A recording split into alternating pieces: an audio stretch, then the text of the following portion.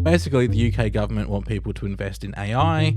They think if we remove this restriction around copyrighted material so they can train and develop their AI models in the UK, maybe we can get some more people investing into it because they don't want to sort of lag behind in the AI race. It's the musicians as well who are going to lose out on this because it's their creativity, it's their creative output that's going to be ripped and stolen and reproduced, and it's also their financial loss too.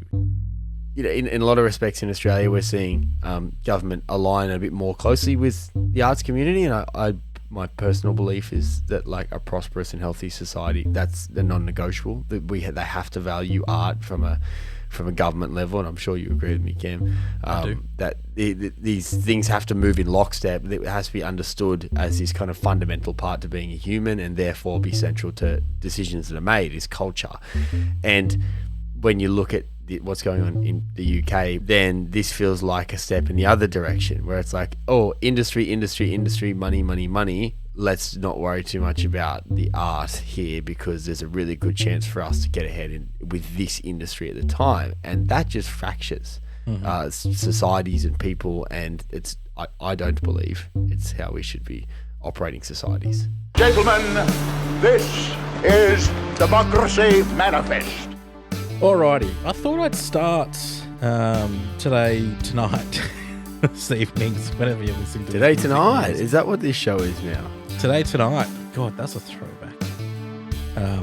What was that? Channel 7 or 9? Or it was one of the commercial networks. That's all I remember. One of them. Anyway, I thought I'd start this music news by giving you all a quick little tip, a fun little tip. I discovered this in like January, and I've been holding off, and my wife started saying that people at her work were catching on to it. So I thought now's probably the best time to alert our lovely listeners about how they can take 10 days off while only putting in for 3 days of annual leave. So if you're working full time, this is brilliant. Sorry, Eamon, I know you're a contract worker, not going to work out beneficially for you or anyone who's casual. Shit. But if you are working full time, you can take 3 days of annual leave and you will get 10 days in a row off because of the way that Easter and Anzac Day line up next month. If you take, so we've got Good Friday, Easter Saturday, Easter Sunday, Easter Monday, the 18th, 19th, 20th, 21st. If you take that Tuesday, Wednesday, Thursday, which is the 22nd, 23rd, and 24th off, the 25th, which is Anzac Day, is a Friday. So you get that full week from Friday to Friday plus the Saturday, Sunday at the end of it after Anzac Day. You get those full 10 days off, and it only costs you 3 days of annual leave. That's pretty good. It is. That's really quite good. Even though I can't relate, I think if I was in that position, I would be doing that. Cameron Smith, are you exploiting that loophole? I have submitted my leave, and my boss said, "What's this? We don't do leave. What's going on?" But it hasn't been approved yet, and he does occasionally listen to this podcast. So if he's listening, please approve my leave. Go on, mate. Do it, Adrian. But yeah, I just thought that might be a nice way for people to, get some extra time off. If you weren't aware of that little hack, now you do. Hopefully it's not too late for you to submit your leave and get that time off, because it's a very Australian thing, I think, to try and get as much time off as possible. Yeah, or be struck down with the most horrible bout of gastro over 3 opportune days that just happened to land right between some public holidays. What a shame. Can't help that one. But yeah, I also thought we should start this with, it ties into the first full story as well, but I just want to tie in a couple of quick updates. Firstly, do you remember, well, of course you would remember, but you listening, you might remember, was it the most recent, or I can't remember which one it was, but we were talking about, I was literally thinking the most recent music news, where we were talking about songs going viral on TikTok and before they hit any of the charts. That was the most recent news, wasn't it? It was. So I heard a song on the radio today, and I've heard it throughout the week, and it only just occurred to me that there is a song that is being played on the radio. This is a commercial radio network here on the Central Coast. It's a remix of a Paramore song, Into You. And about 4 months ago, that remix was uploaded to TikTok. And now it's being played on commercial radio. I'm still into you. I should be over all the butterflies, but I'm into you. In what other universe would a remix of a Paramore song get played on commercial radio, if not for a TikTok trend? This just sums up everything we're talking about perfectly. It does. Case in point. It literally, a remix of a Paramore song on commercial radio on the Central Coast. Yeah, they follow what is the old saying?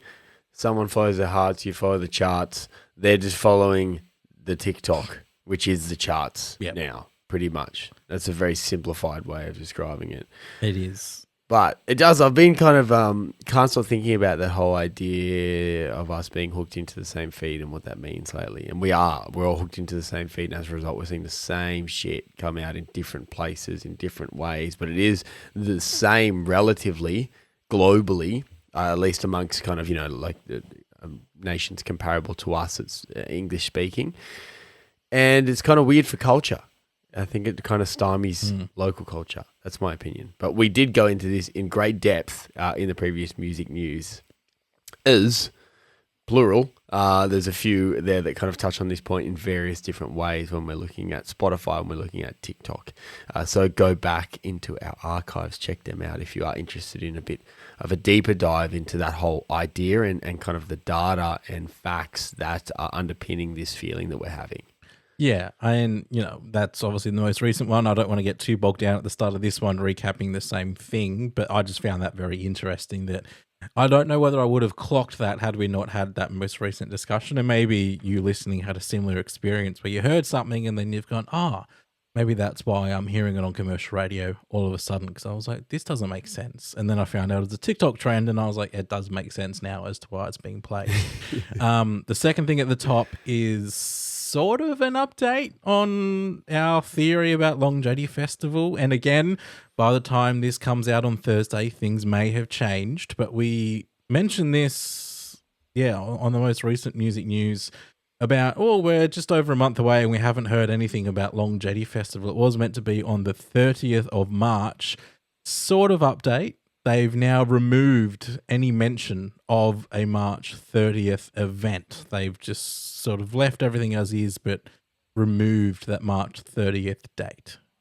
Yes. So Cam and I, obviously since our last music news, have been thinking about this. We have been looking into this. We have sent some emails. They have not been responded to. Which is also like warning signs there. With the silence, the people who we have in contact with Central Coast Music are normally quite good, and the fact that there's zero response feels like they're waiting for an official statement to be drafted up or to be released, is my opinion on that.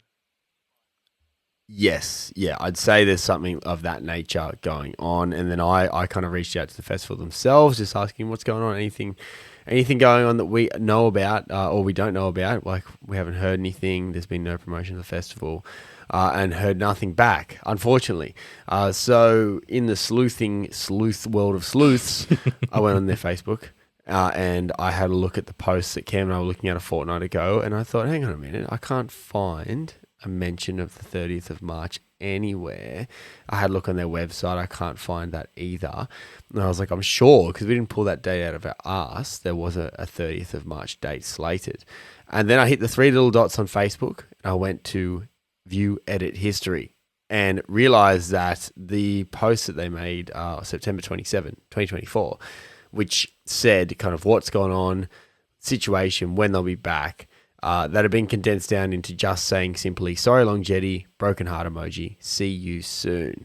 And there's two thumbnails there, sorry Long Jetty and we support Long Jetty Festival, see you in 2025. But any mention of March 30 has been removed, unfortunately. So pretty sure thing that it's not going to be going ahead in just under 3 weeks' time. Yeah, that was sort of what we were theorizing when we said we haven't heard anything, this isn't good. And then, a bit of sleuthing on the part of Eamonn Snow uncovered that, and the radio silence from the festival towards us as well. It does seem like if the event is still going ahead, it is not going to be going ahead as originally planned on the 30th of March. I would like to think that it is still being planned and there is something still happening. It might just be a little delay, whether it's again to do with council and DA approval, or because that's what delayed it from the October long weekend last year, which is why I got moved to March this year. But yeah, we haven't heard anything. So if there is an update, you'll hear about it here. And assuming there is no update, I will just continue talking and there will be nothing inserted into that part of the podcast because there's no update. Unless, of course, I'll be probably editing this on Wednesday evening. If the bastards put something out Thursday morning, they will feel my wrath. Yeah, look, it's hard. This is you don't need to hear the ins and outs of how we're actually recording this on a day that is before when we will release it. Okay, I think you understand that quite well if you've listened to previous podcasts. But it is a bit frustrating. And like from the outset, we love Longevity Festival. We really want it to go ahead, so we're not trying to like bring the festival down. However, it's kind of annoying that we kind of couldn't get any information on this to kind of discuss or unpack kind of what's gone on, because they did promise a date that's in just under 3 weeks that hasn't come to fruition, but we haven't heard any reason why.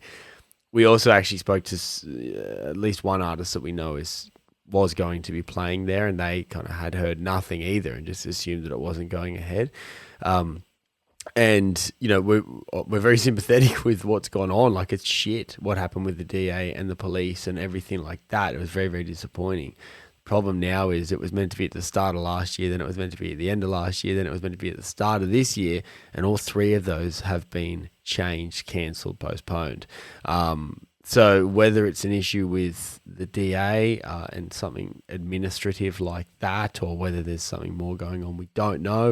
We're not going to speculate too hard, but it would be good to have kind of some information to be able to share and understand what is going on with Longevity Festival. Yeah, and this part of the podcast might be redundant by the time it's released because they have released some sort of update via social media or to us, but yeah, I agree with your sentiment there. It is disappointing. And yeah, like you said, the fact that it's been now potentially a third time delayed is more, because the first time it was delayed, they said the response has been amazing. We want to make it bigger and better than previous. We're going to move it to the October long weekend. Then obviously the policing and DA issues, which pushed it back to March 30th. And now nothing on that front. But so yeah, we'll keep you informed if we do hear anything on that front, either here via the music news on our podcast or via our socials as well. But they're not the only festival to sort of have DA-related issues and hiccups. If you want to, let's take us into that story for this evening or this morning or whenever. We're doing it again. Yes, yeah, 100%. You might have seen the news that came about towards the end of last week, that Esoteric Festival, which is held in Victoria. It's held in the regional Victorian town of Donald. The event was cancelled like at the 11th hour. This is like akin to Blues Fest cancelling after people had set up to camp. This one cancelled while people were like waiting out the front to get in. I think some people might have already set up. The entire festival had been set up, and this is where it's quite devastating for everybody involved in that festival, was because of how much got into it and how much preparation was underway.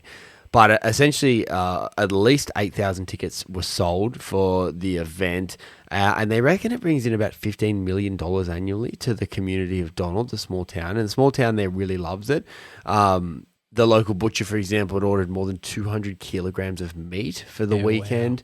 Wow. And all the food vendors, I know of an artist as well who had created all of these custom works for the event, custom murals and things like that won't ever even be seen apart from the photos of it because of it. But effectively, what went on is last year there was a gastro outbreak at Esoteric Festival, and it affected 250 people, which is not small, but when you consider there's like thousands, if not pushing 10,000 people at this event, it's actually quite contained, which is good. But the Bullock Shire Council, which oversees kind of all of the applications and permits and all the things that you need to do to run a festival, actually recommended the festival be called off about a week before it was meant to go ahead due to health and safety concerns.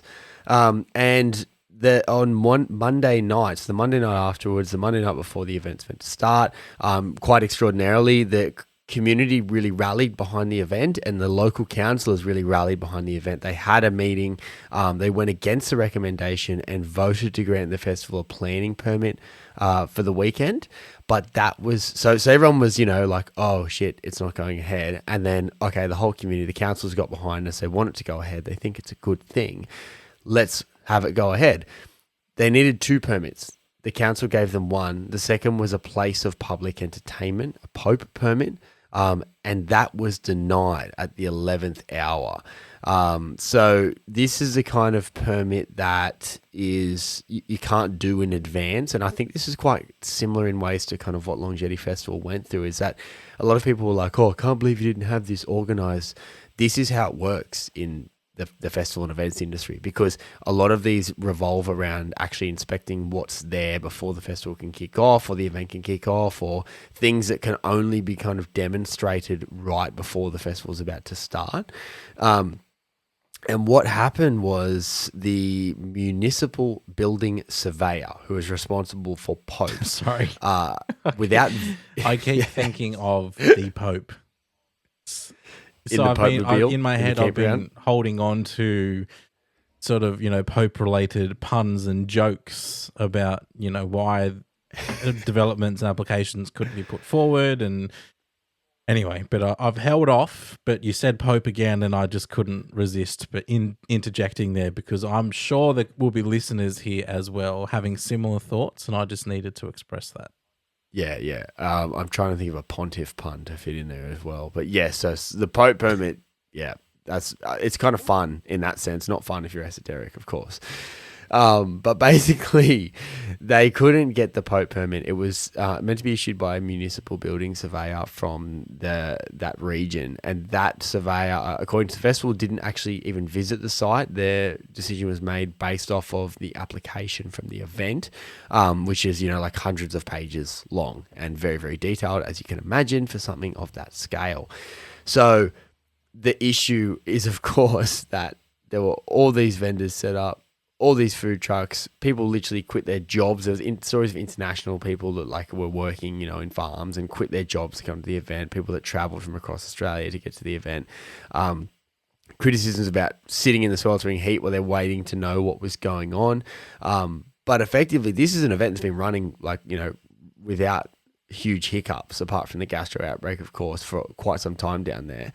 And at the last minute was cancelled because of a permit that they could not attain by somebody who did not visit the site and had issues with their application. Some were to do with structures, some were to do, it was a range of things. It was 33, which sounds like a lot, but when you consider this is 100 and something page application, the 33 points are among hundreds, if not thousands, of areas that are kind of covered in the application. So the permit was actually denied, or they just didn't get a yes in time for the festival to go ahead? So it was denied, and they then made efforts to appeal, and that was unsuccessful. They tried to go straight all the way to the Victorian Premier and the Victorian government as well, and that didn't work as well. They said they held urgent meetings with Jacinta Allen, the Victorian Premier. Jacinta Allen's office said that didn't happen, so there's a bit of that going on as well. But there's a lot of people that are kind of like the Australian Festival Association, for example. said the festival's cancellation was indicative of the need for reform of regulatory systems in place for festivals in Victoria. So Ollie Arkins, who's the managing director of the Australian Festival Association, said the Pope permit regime in Victoria is the most onerous and convoluted in the nation. The long overdue review of the Pope permit system kicked off just this week. It was literally the week. And he said it couldn't have come at a better time. Yeah, that's just, I don't know, to even deny it without even being on site just feels, I don't know, it feels like how can you actually make a justified call without visiting the site? But then again, I don't know what was in that 100-odd page document. Maybe there were certain things that were, regardless of whatever one party's putting forward, that's just an automatic rejection or something like that. Like, do you have any detail on what those 33 things were, or at least a ballpark or a grouping or category of what some of those 33 things were that led to the rejection of the application? Unfortunately not. So I had a fair bit of a read about it, and what I could find was just like some kind of vague references to structures or like systems or whatever, little things. And I did actually reach out to Esoteric Festival themselves to see like what were these grounds and kind of like what's your side of the story in a bit more detail than what we could get. But unfortunately, that just hasn't been very forthcoming. They didn't get back to me much like Long Jetty Festival. So maybe it's us. Maybe we're the problem. But there was kind of no clear detail on that. And I'm sure that will come out eventually. But I suppose, looking from the outside, it just doesn't feel as though, and we kind of discussed this last year in the music news in regard to pitch, in the way that we've got this system where for Pitch Music and Arts Festival to actually call off their event because of the bushfire danger last year, they had to wait until they were told that they couldn't hold the event by the fire authorities. And the fire authorities took a long time. There was 2 days of 42-degree heat. It put people probably in danger they didn't need to be in when the writing was on the wall from as long as a fortnight out from the event. But they weren't going to be insured for the massive losses that accrue from cancelling unless they wait for the call from the Country Fire Authority. So that was an issue. And this is Esoteric is held kind of very in similar place in Victoria, not too far away. And this year we've got this issue where the event was called off, but it was called off after however many years of successful running of the event, after the entire cancelling community got behind it and said, we want this here, after punters had rocked up and travelled from far and wide to get there. And it just feels like a regulatory system or a framework or red tape, dare we say it, that shouldn't have been. There should have been a way to overcome these hurdles, whatever they were. And probably this decision should not be left in one person's hand.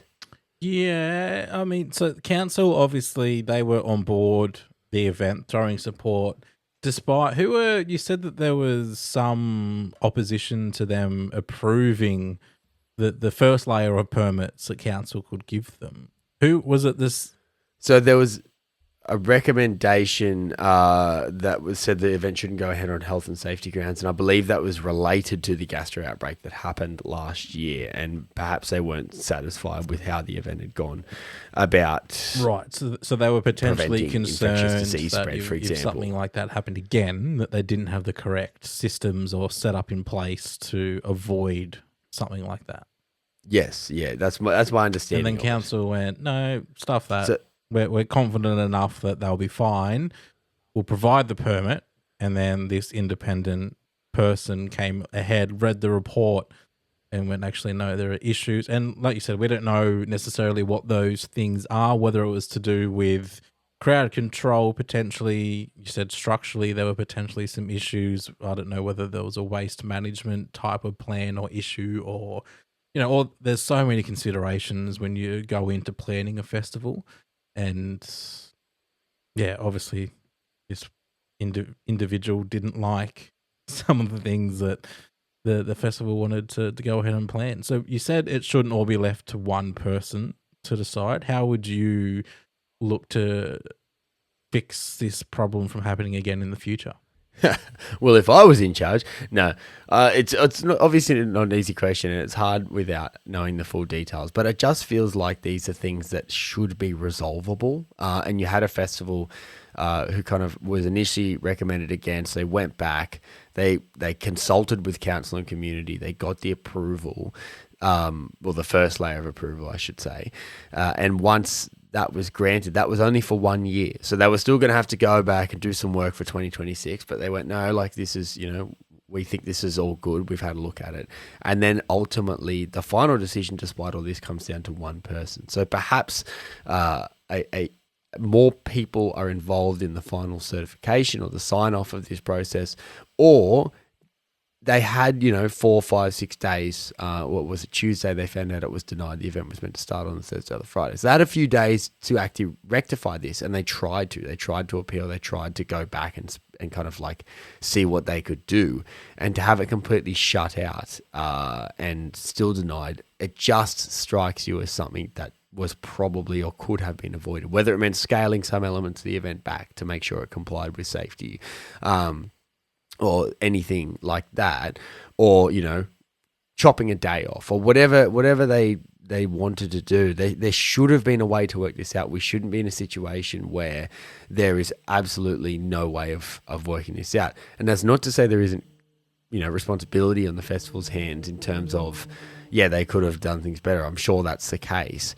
But when you've got 8,000 people converging on a regional town which relies on this very, very heavily every year, these decisions need to be made with all of that context in mind. And surely there was a resolution that could have been I wonder if reached. anything was put back to the festival saying, hey, if you do this, this, this, and this, then we can go ahead. And then maybe the festival were like, oh, no, we're not willing to compromise on that, or we don't have enough time to address those issues, or whatever the case was. Because I know someone who went to put through just a development application through council here to do some alterations to their home, and the application person pretty much said, all right, we've got a few issues, but if you do this, this, this, and this, we'll be able to approve your application. They went back to them with those changes, and they still said no. So there could even be, I don't know, something like that at play relating to the festival. Obviously, I'm potentially comparing apples and oranges, but, those sorts of, just because one person says that you need this to go ahead doesn't necessarily mean that once you do all those things, they'll still say yes and everything can move ahead. Yeah, 100%. So, it's disappointing, and it's just one of those things, we've spoken about previously, the efforts to kind of cut away these kind of arduous and onerous systems that make it really hard to put on events, put on gigs. We've spoken in a New South Wales context, and Victoria are meant to be quite good at this. And then a couple of years in a row, we've had events in the same areas that things really could have and should have gone in a different way had there just been different steps that were laid out in the process, in the regulatory process, whatever, to make it so these things aren't like a rug pull and people aren't suddenly stranded. People don't lose a whole lot of money because, as we said, there would have been food trucks that had loaded up with thousands of dollars of supplies that were not able to sell a single one of them in the end. So what do? The butcher in town managed to sell his 200 kilos of meat because he was in town and people found out, which was a lovely bit of community spirit. But for every butcher that managed to get out unscathed, there would have been people that have lost thousands and thousands of dollars, not to mention event organisers, not to mention the amount of labour and love that goes into setting up events like these. They're huge operations, thousands of people. So there's they would have been setting up for weeks, if not months prior.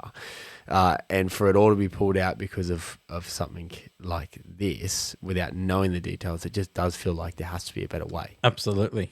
And there has to be a better way is what some record labels sort of saying at the moment towards the UK government. If we can transition into our next story for this edition of the Music News, because the UK government, they're considering a bill which would enable generative AI developers to lawfully train models on copyrighted materials unless the right holders expressly opt out.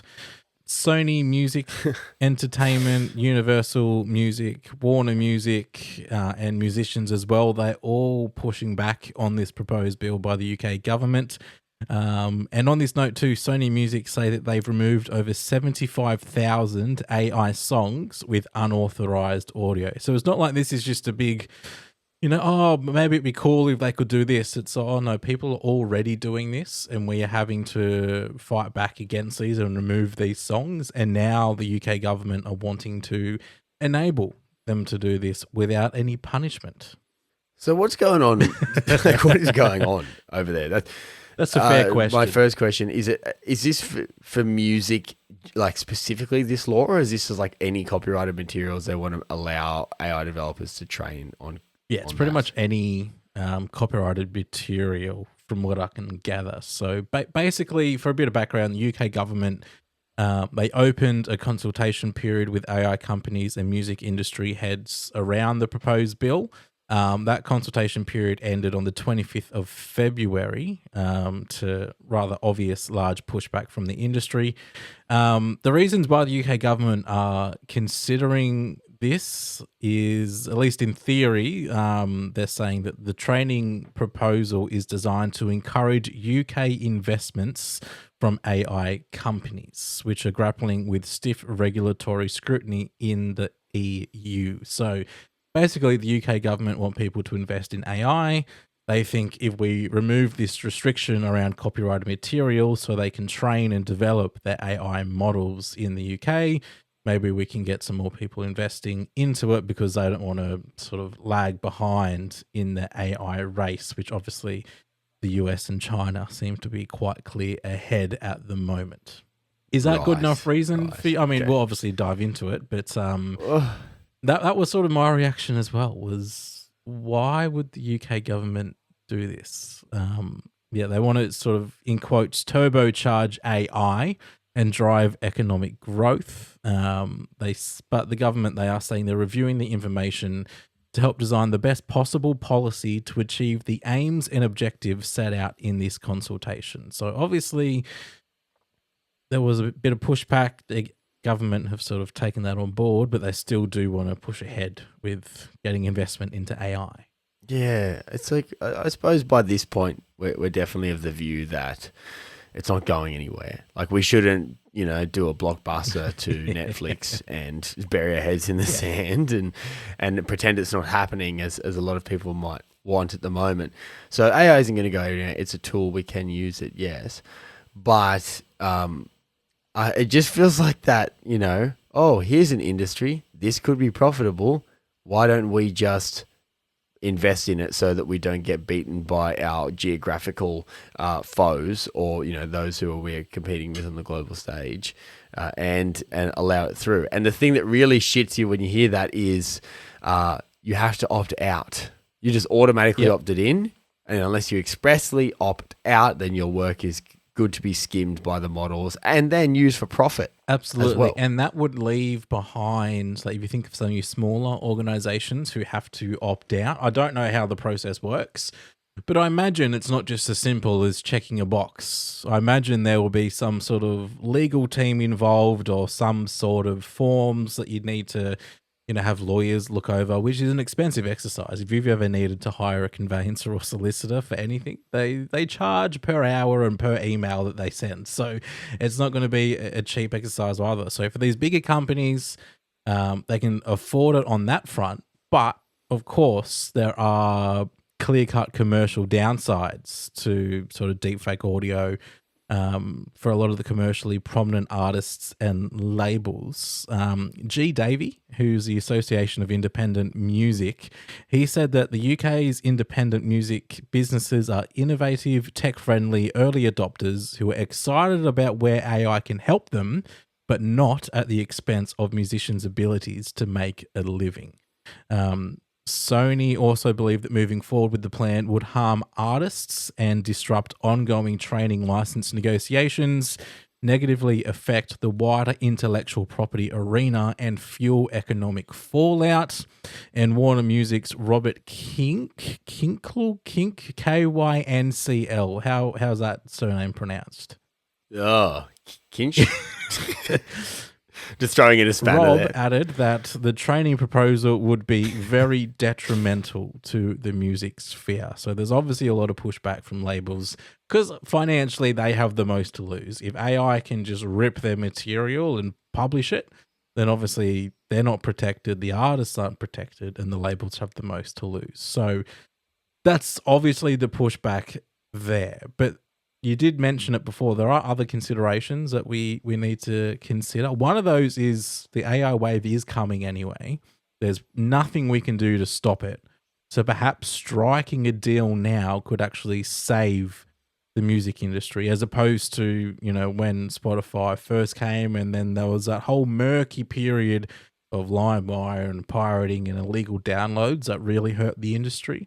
If they had been earlier to adopt to the likes of Spotify, then maybe a lot of that pain could have been saved. Maybe if they can strike deals with AI companies now around the use of their copyrighted materials, it could actually save the industry moving forward 5 or so years' time. Yeah, you'd think so and you'd hope so, but it's also just like they're the government. Yeah.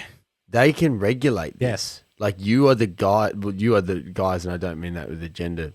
You're the people who can control how these things happen in your country. Yep. And instead of spending a lot of time looking to okay, how can we best legislate this? It doesn't harm industry. There is going to be an AI industry, 100%, but also doesn't harm music. We have the power here. We can legislate it. And instead of doing that, they're like, come on through, guys. We're going to give you everything. And everyone who doesn't like it has to expressly opt out at their own labor and energy and time and effort. And if you don't, then your work, is going to be used to train these models who then go on to be profitable for somebody else.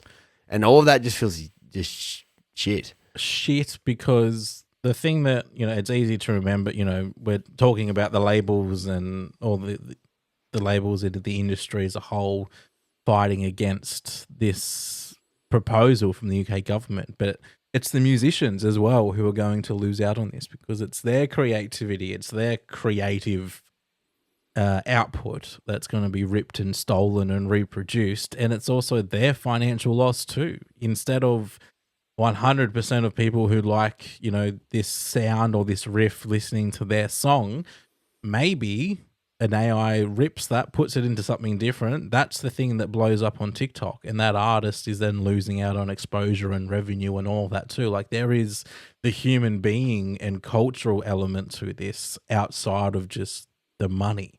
But I agree with you. The government, they should be implementing something around it that actually has safeguards in place for the musicians, which I'm not saying that's going to be an easy job, because AI is constantly evolving and it is evolving quicker than we can pass laws.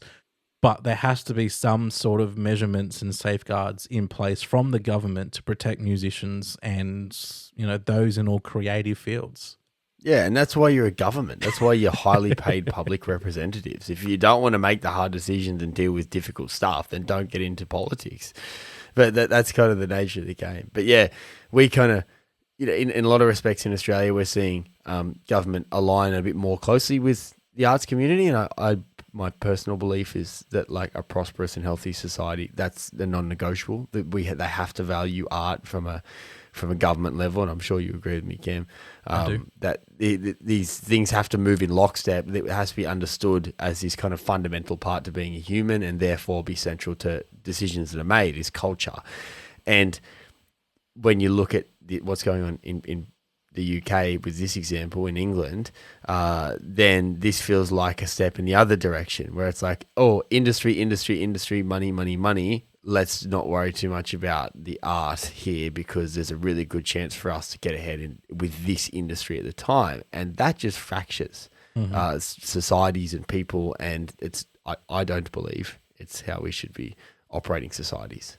You're talking about cultural implications on AI music as well. What do you think it looks like if, say, 25% of the top 100 songs were AI generated? What's the point? I don't know. Like, I mean, if popularity is popularity, and it's not to deny that things are popular and AI could make really, really popular stuff, but depends on how you view the meaning of and value of art in the first place. If it's that it was created by somebody else and it means something, then you're never going to be able to get that truly from AI. But if it's just a catchy jingle, happy days, then I suppose you're going to be satisfied. Yeah, I mean, because music, it forms you form an emotional connection to music and art, and that then sort of reinforms, your sense of identity. And there's all these things that are attached to music and musicians. But if the song makes me feel a similar way, and then I find out it's AI generated, I don't know how I would then feel about that, because I'm like, well, I felt this way listening to a song. Turns out there's not actually a human behind it. It's all just computer generated. Then I'd feel yucky. I feel like once I find that out. And is that a difference? If we find out that a human has put this song together 100%, but they've used AI more as a tool, how do we feel about that? Obviously a bit better, because there's still a human element behind it, as opposed to AI just ripping copyrighted material and putting something together and then that being published as an end result. Like there are different layers to this as well, which is where I think the government should come in and have those sort of safeguards in place. Yeah, 100%. And like, to kind of reveal a bit about our schedule for the night, it's Tuesday night. We're recording the music news. After this, we're going to speak to a band called the Pretty Littles, and we're going to be speaking to Jack, who's the front man of that band. Now, they have a new album out. It's called Force, and in that album, there's one song in particular. It's called Australian Dream. It's an 8-minute kind of full-on dissection of Australia, like as it is in 2025. And it's very like it makes you feel something. It makes you think. It's like holding a mirror up to us. And you just can't get that if it was an algorithm. And if an algorithm did make that song, it's not made it because it has this, life experience that it wants to channel into it, or this emotion, or these personal stories or context. It's just doing it because that's kind of what made sense in its algorithm. So the two things are kind of apples and oranges when you like that. And when we spoke to Luke Bevins, regarding vinyl and things like that, and he made the point that we probably have listened to AI music in the form of lo-fi chill hip-hop study beats, which are all over YouTube, and it's not to discredit how much meaning can be put into music like that, but that's kind of where I see the use and functionality of AI kind of ending there. You can't do what the Pretty Littles have done with their latest album if you are an algorithm, and it's just not possible. I agree. I think a lot of music, at least music that is popular in the charts and music that I listen to, are very emotional, very story driven, very life experienced, very I can relate and connect to that. If you're making like electronic beat or lo-fi study tunes, or whatever it is, where maybe it's just this is designed to sound cool and to get you dancing or whatever it is, then maybe you'd get away with it. But I think a lot of the emotional component of music, AI just, at least yet, they wouldn't be able to nail or convey in the same way.